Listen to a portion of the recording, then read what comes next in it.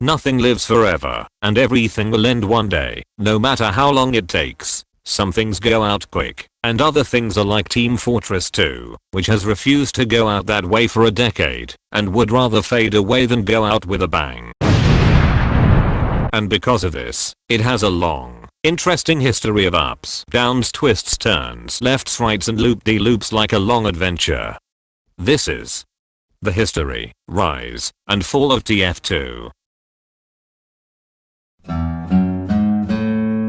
Our history begins before TF2's history began, with the TF1 in 1999, which was based off of a mod for Quake that was released in 1996, and it laid the groundwork of what TF2 would become, with the same 9 classes and the same game modes that TF2 would have, and this is a good start.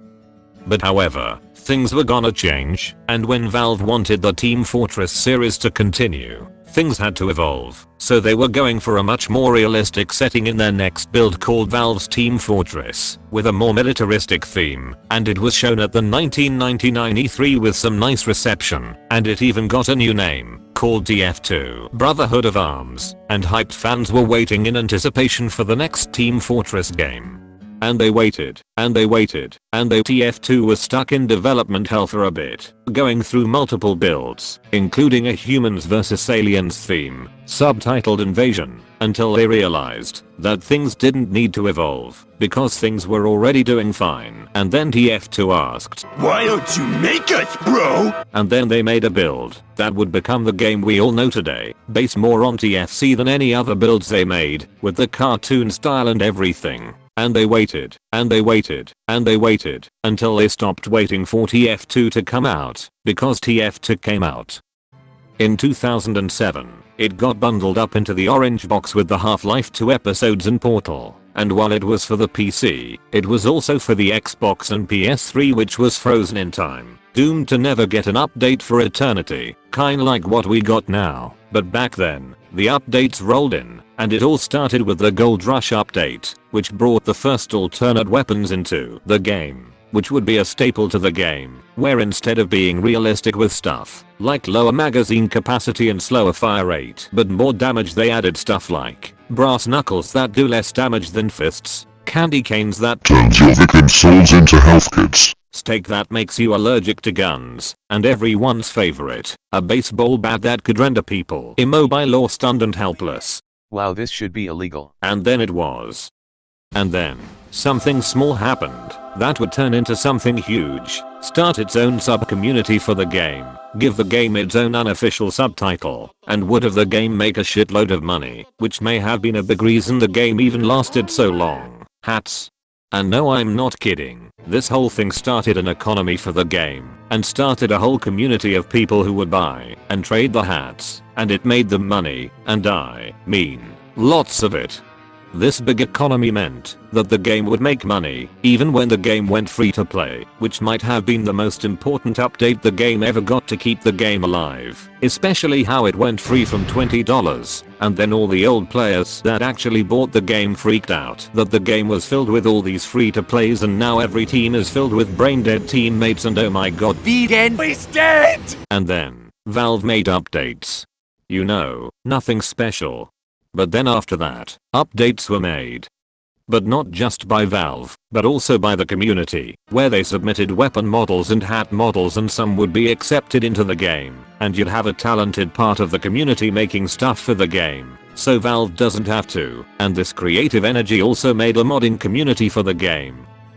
And since then, what most people consider the golden ages of TF2 were going on for a few years, until a new sheriff was in town, and their name was Overwatch, a new team-based shooter that was taking some of TF2's player base, so TF2 needed a plan, something to overcome this new challenger.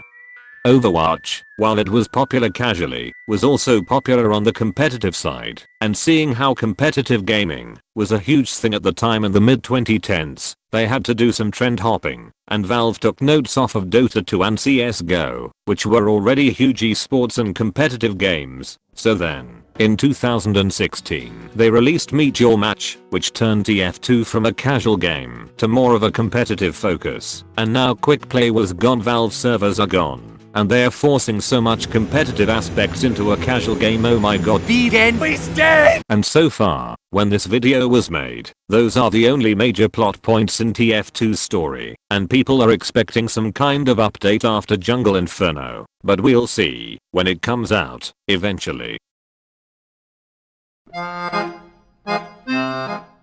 TF2 lasted a long time and became an icon in the FPS genre for a good reason, starting with the rise.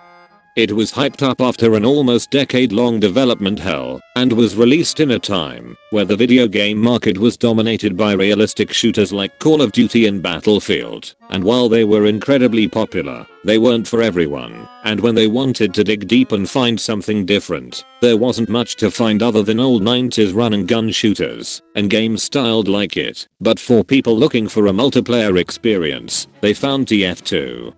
It was different from everything. Instead of a free-for-all arena, it encouraged teamwork and cooperation, and instead of a bunch of faceless soldiers, they put in a cast of diverse characters with different personalities and backstories, going from a loud Russian man with an obsession with huge guns, to insane medical man who enjoys experimenting on his patients, to whatever the fuck pyro is.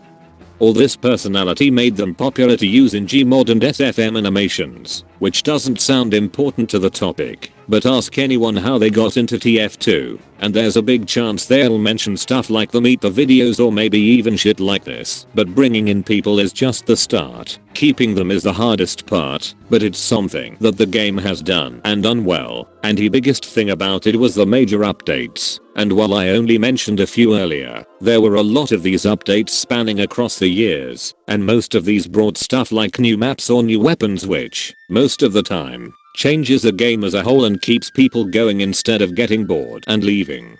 A lot of these new weapons kept the game fresh for many people, and everyone loves customizing their loadouts and finding out which one they kick the most ass with. And while some people would be fine with TF2 if it only had stock weapons, everyone else thinks it adds more flavor to the game and prevents it from becoming bland, boring bullshit.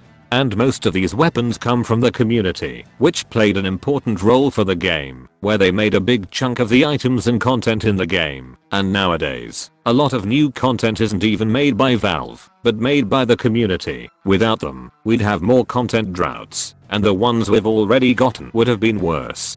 Then we get to the economy, and while not everyone cares for hats or cosmetics, they were important to the game, especially when it went free to play. And this is because if a game doesn't make money, developers wouldn't care about it. But TF2 made lots of money because there were many people buying hats and $1,000 unusuals, which gave the people at Valve reason to care about the game. And what also made them care about the game was the popularity, and it attracted a lot of players when it went free to play, and people at Valve had more reasons to care for the game, and this game got it perfect. If it wasn't free to play, it wouldn't have as much players as it did, and if it didn't have the economy, it wouldn't have made as much money as it did, and it got the best of both worlds with this freemium style it went for, which was all cool until every game had pay to win bullshit.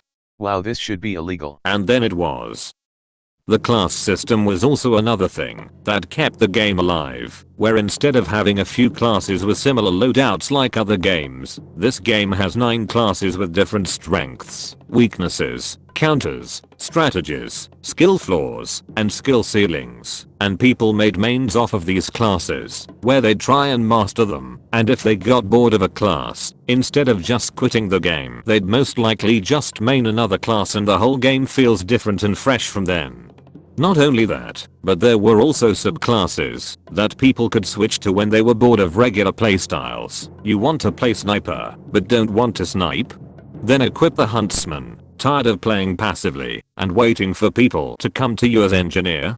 Then equip the gunslinger and bring the battle to them. You want to play an insane Scottish man who makes sure the last thing his victim hears is his gut-wrenching screams before he cuts their heads off?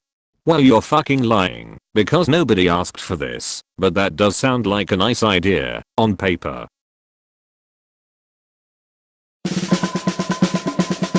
But even though it could do all this, it wasn't perfect at all, and definitely won't live forever. And a big problem was the balancing And especially with the class system, why would you try to get good at air blasting stuff when you could main sniper and kill anything from any distance? Why would you get good at using a minigun when you could main medic and become the greatest support your team has ever seen? Why would you get good at using a sentry gun when you could main demo and become god? But the thing that was bringing the game down the most was time. First thing to mention is how being a teamwork oriented game wasn't as special and unique as it was back then, because nowadays there's team based shooters all across the market. Another thing that people complain about was the dying theme and art style, with the addition of unusuals, dances, weapon skins and ridiculous hats, and how the game went from Team Fortress 2, the world's first, only, and best war-themed hat simulator, to Team Defense 4 Redux, the war-themed dress-up and dancing sim, starring war, death, blood, pain, and death. But good luck getting a nice look at the art style when the game hasn't aged well in terms of optimization.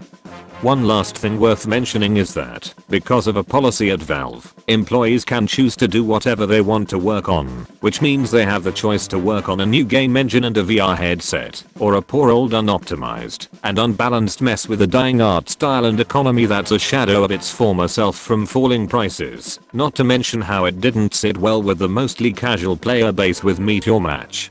How far the mighty have fallen. It's been many people's favorite time killer for over a decade until time got its revenge.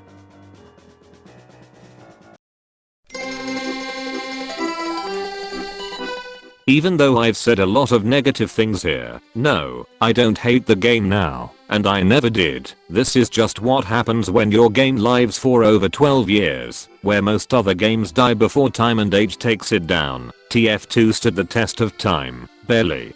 And before you say anything, no, I don't think the game is dead, and the big reason for this is that we don't have a concrete definition on what makes a game dead, and it might be dead depending on other people's definitions for it, and I personally don't think it's dead, because there's still people playing the game.